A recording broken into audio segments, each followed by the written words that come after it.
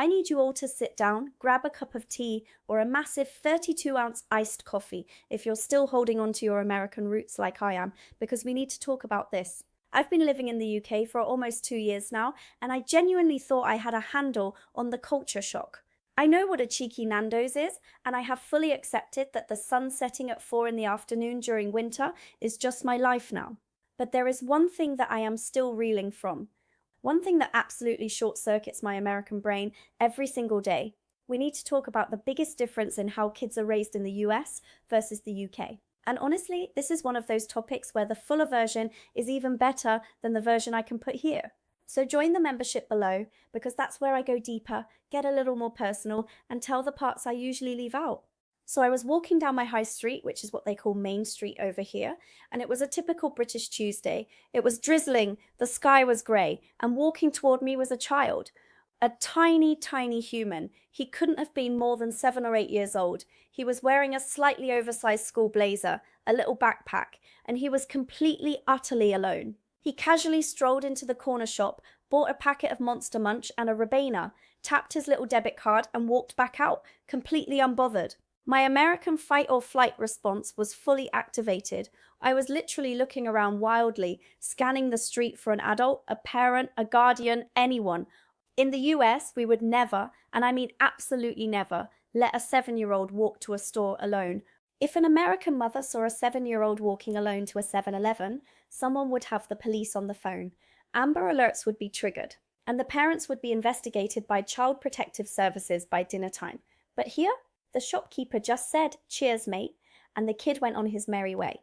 Here's the truth. The entire philosophy of childhood, danger, and independence is fundamentally opposite in these two countries. And once you start peeling back the layers of why, it is mind-blowing. Let's actually look at the psychology and the structure of this, because it's not just that British parents are more chill. Though they are, it's rooted in how these societies are built. In the United States, our parenting culture is entirely driven by risk elimination. We want to remove every possible threat from our children's orbit. We track their iPhones, we have them in car seats until they are practically in middle school, and we do the school drop-off line. Oh my gosh, the American school drop-off line? It is a highly militarized operation where parents wait in their SUVs for 45 minutes, idling their engines, just to watch their child walk 6 feet from the car door into the school building. We do this because the American landscape is built for cars, not people. Historically, post-World War II, the US suburban sprawl meant we stopped building sidewalks. We built massive multi-lane stroads, those terrible hybrids between streets and roads where cars are going 50 miles an hour right next to residential areas. You literally cannot let a child walk to school in most American suburbs because there is no safe physical infrastructure for them to do so. But in the UK, the culture is driven by risk management, not risk elimination. It's about teaching the child how to navigate the world rather than hiding the world from the child. The psychological analysis of this is fascinating. British psychologists and educators lean heavily into the concept of beneficial risk. They believe that if children do not encounter manageable risks when they are young, they will not develop the executive function and judgment required to keep themselves safe as adults. And you see this beneficial risk everywhere, especially in British playgrounds. Let me tell you, British playgrounds are not for the weak. I took my friend's kids to a local park here in London, and I was holding my breath the entire time. In the US, our playgrounds have been sterilized by decades of litigation. We have soft, bouncy, recycled rubber mats. We have plastic slides that are maybe 4 feet off the ground. Everything has rounded edges. If a kid falls, they bounce. Why? Because in the 1990s, the US saw a massive wave of personal injury lawsuits against municipalities. If little Timmy broke his arm on the monkey bars, Timmy's parents sued the city for $1 million. So the cities ripped out anything remotely fun or challenging. Over here in the UK, oh no, they have these things called adventure playgrounds, and they look like medieval training camps. I am talking massive wooden structures, zip wires, they call them zip wires, we call them zip lines, suspended 20 feet in the air over literal wood chips or just hard-packed dirt. There are rope bridges with gaps big enough for a toddler to slip through. It is feral, but the British logic is that children need to learn how to fall. They need to figure out their own physical boundaries. If they climb too high and get scared, they have to figure out how to climb down. The legal structure here doesn't support frivolous lawsuits the way the US does, so local councils aren't terrified of being sued into oblivion if a kid scrapes a knee. The responsibility is put back on the child and the parent to assess the risk, but we have to talk about the real reason, the deep, uncomfortable truth about why American parents are so terrified of their kids getting hurt compared to British parents. It's the healthcare system. We need to talk about this because this is the invisible string pulling at every American parent's anxiety. In the UK, they have the NHS, the National Health Service. It is free at the point of use. If a British kid falls off that terrifying wooden zip wire and breaks his arm, the parent scoops him up, takes him to AAND, gets an X-ray, gets a cast, and goes home. The only thing they pay for is parking and maybe a coffee from the hospital Costa. In the United States, a broken arm is a financial crisis. If you have a high-deductible health insurance plan, a trip to the emergency room, an X-ray, and an orthopedic consult could easily cost you $3,000 to $5,000 out of pocket. I know American parents who have literally hesitated to take their child to the doctor after a fall because they are trying to calculate if it's a real break or just a sprain, purely because of the financial dread. When the cost of your child getting hurt is potential medical debt, you become a helicopter parent. You hover. You wrap them in bubble wrap.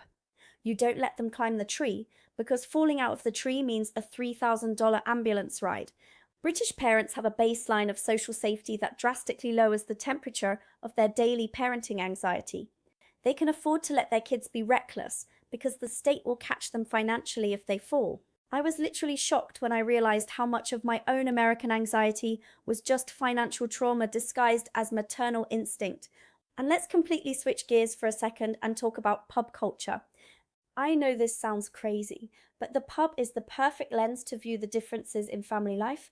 In the US, a bar is an adult-only space. It is dimly lit, it smells like stale beer and regret, and you have to be 21 to enter. If you brought a baby into a bar in the US, someone would call CPS on you. You'd be viewed as a deeply irresponsible parent. Quick pause, because I saw something in the analytics that genuinely shocked me. Around 87% of you watching are not subscribed. Which is wild, because if you're this far into a video about this topic, you are very obviously one of my people. So go on, subscribe, and come with me for the next one. But the British pub, the public house, it is the centre of the community village. On a Sunday afternoon, I walked into my local pub for a Sunday roast, and there were literally dogs sleeping under the tables, a roaring fireplace, grandpas drinking ale, and about 6 different families with babies in prams, toddlers eating chips, and kids colouring at the table. It blew my mind. The pub is treated as a family living room. Historically, this dates back centuries, when the public house was literally the only warm, well-lit gathering space in a village. The licensing laws here reflect that community integration. It is totally normal and frankly expected to see parents enjoying a pint of cider on a Saturday afternoon while their kids play in the pub garden. This brings me to a huge counter-argument. A lot of Americans hear this and think, well, that's just promoting alcoholism. Why are you exposing children to drinking culture? But the psychological result is actually the opposite.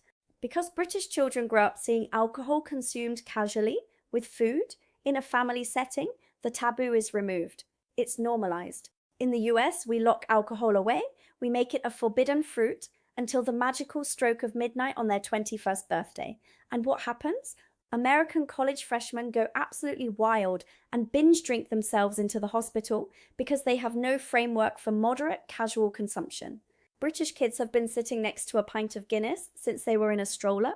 It just isn't a big deal to them. Now let's talk about the baseline of how life begins for a baby in these two countries, because you cannot talk about raising kids without talking about how those kids enter the world. The maternity leave situation. In the US, we would never accept what is given to British mothers, but only because we literally cannot comprehend it. The United States is the only developed nation in the world that does not guarantee paid maternity leave. We have the FMLA, the Family and Medical Leave Act, which protects your job for 12 weeks, but it is unpaid and it only applies if you work for a company with more than 50 employees. I know women in the US who have gone back to work waiting tables or working in offices literally 2 weeks after giving birth. Still bleeding, still recovering, pumping in a supply closet. In the UK, statutory maternity pay and leave is fundamentally built into the fabric of society. A mother here can take up to 52 weeks of maternity leave, a full year. The first 39 weeks are paid, usually heavily subsidized by the employer for the first few months, and then covered by the government rate. I have British friends who tell me they are going on maternity leave, and I essentially say, okay, see you next year, and they do not lose their jobs. How does this affect parenting? Psychologically, it changes everything about early childhood attachment. American mothers are inherently stressed from day one. They are constantly looking at the clock, counting down the weeks until they have to hand their 6-week-old infant over to a daycare that costs $2,000 a month. This breeds a culture of extreme mom guilt. American mums buy millions of gadgets, smart bassinets, breathing monitors, app-controlled bottle warmers, trying to optimize the tiny sliver of time they actually get to spend with their babies. British mothers having a year to settle into motherhood have a visibly different nervous system. They do baby sensory classes, they go for long walks with the pram, they join mum and baby pub groups. The society has structurally decided that the first year of a child's life is important enough to fund. American society treats having a baby like a completely private, personal hobby that you need to figure out how to finance on your own time. And once those kids get a little older, we have to talk about what they are eating. The food culture for kids here is wild, and I need to address the elephant in the room: squash. Not the vegetable, squash or cordial. It is this concentrated, artificially sweetened fruit syrup that British parents buy in massive plastic jugs. You pour a tiny bit into a glass and dilute it with water. British kids drink this like it is the elixir of life. I was at a kid's birthday party here and they were just handing out plastic cups of blackcurrant squash. In the US, the almond mums would riot. We are obsessed with 100% organic, cold-pressed, no added sugar apple juice. But here's the twist. While Americans are judging the British for their squash, the actual chemical makeup of food in the UK is intensely regulated compared to the US. This is a huge legal difference. The FDA in the US allows hundreds of synthetic food dyes, preservatives, and additives that are strictly banned in the UK and the European Union. Things like Red 40, Yellow 5, and Yellow 6, which have been linked to hyperactivity in children, are practically non-existent here. If a British company uses them, they are legally required to put a warning label on the packaging that says may have an adverse effect on activity and attention in children. Imagine an American box of macaroni and cheese or a packet of Skittles having a warning label like a pack of cigarettes. Because of this, British candy sweets, as they call them, and snacks are naturally coloured with beetroot juice or paprika extract. Furthermore, the UK introduced the soft drinks industry levy, commonly known as the sugar tax, in 2018. This literally forced beverage companies to reduce the sugar content in their drinks to avoid high taxes. So that Ribena that the 7-year-old bought at the corner shop, it has a fraction of the sugar that an American juice box has. American parents exhaust themselves reading every single nutrition label, trying to act as their own private FDA to keep toxic garbage out of their kids' bodies. British parents can generally trust that the baseline of what is available on the supermarket shelf is safe to consume. This social cohesion is also massively enforced by the school system, specifically through something Americans fiercely debate: school uniforms. In the US, we would never force public school kids into blazers and ties. Public school is a fashion show. It's an expression of individuality, but it is also a brutal social hierarchy. When I was in middle school, if you didn't have the right brand of jeans or the right sneakers, you were socially ostracized. The bullying based on socioeconomic status is intense. In the UK, 90% of state schools, which are what they call public schools here, just to make things confusing, require strict uniforms. And I'm not just talking about a polo shirt and khakis. I'm talking about a specific school blazer, a specific tie, grey trousers or skirts, and black leather shoes. At first, my American brain rejected this. I thought it was oppressive. It stifles creativity. But then I talked to British parents, and I realized the psychological genius of it. The uniform is the great equalizer. When the kid of a millionaire investment banker and the kid of a minimum wage retail worker walk through the school gates, they look exactly the same. You cannot tell who has money and who doesn't based on their clothes. It completely removes the morning anxiety of what do I wear to fit in. The parents love it because they don't have to buy a massive back-to-school wardrobe. They buy 3 white shirts, 2 pairs of trousers, and they are done. It creates a sense of collective identity. You are part of a team. And speaking of schools, we have to talk about the concept of the prefect and the head boy or head girl. This is so uniquely British and sounds like something straight out of Harry Potter, but it is entirely real. In UK schools, older students are given actual authority and responsibility over younger students. They are given badges, they help monitor the hallways, they organise events. They are expected to be role models. In the US, the relationship between seniors and freshmen is basically non-existent, or it's based on hazing. The British system forces older kids to practice leadership and empathy, tying back into that idea of beneficial risk and responsibility. They trust teenagers to police themselves. I want to touch on the difference in how discipline and manners are handled. British parents are famously obsessed with pleases and thank yous, but it goes deeper than that. There is a deeply ingrained cultural aversion to making a fuss or drawing attention to oneself. The classic British stiff upper lip. If an American toddler throws a tantrum in the middle of Target, the American parent might get down on their level, validate their feelings, use gentle parenting techniques, and say, "I see you are feeling frustrated right now." If a British toddler throws a tantrum in the middle of Tesco, the British parent will simply pretend they do not know that child. They will look completely mortified, hiss at the child to stop making a scene, or just keep walking. There is zero tolerance for public emotional outbursts. The American approach is very individual focused. How does my child feel? The British approach is very community focused. How is my child's behaviour impacting the people around us? Neither is perfectly right or wrong, but the contrast is jarring. You can spot an American family in a British restaurant from a mile away because we are simply louder. We encourage our kids to take up space, to speak their minds, to be confident. British parents encourage their kids to be polite, to blend in, and to not be a nuisance. Let's look at the financial costs of childcare because this is where the UK actually struggles, and it's a counter-argument to the idea that everything is easier here. While healthcare is free and maternity leave is long, once that maternity leave ends, the UK has some of the most expensive childcare in the developed world. A full-time nursery spot in London can easily cost over £2,000 a month. So what happens? You see a massive reliance on grandparents. The extended family unit in the UK is heavily utilised. It is incredibly common for a mother to go back to work 3 days a week, and the child goes to a nursery for 2 days and is looked after by Nana for 1 day. The generational closeness is a necessity here. In the US, people move across the country for jobs. I know so many American parents who live a 10-hour flight away from their own parents. We rely heavily on paid, institutionalized childcare because our geographical sprawl destroys the extended family network. And this geographical sprawl dictates the teenage years too.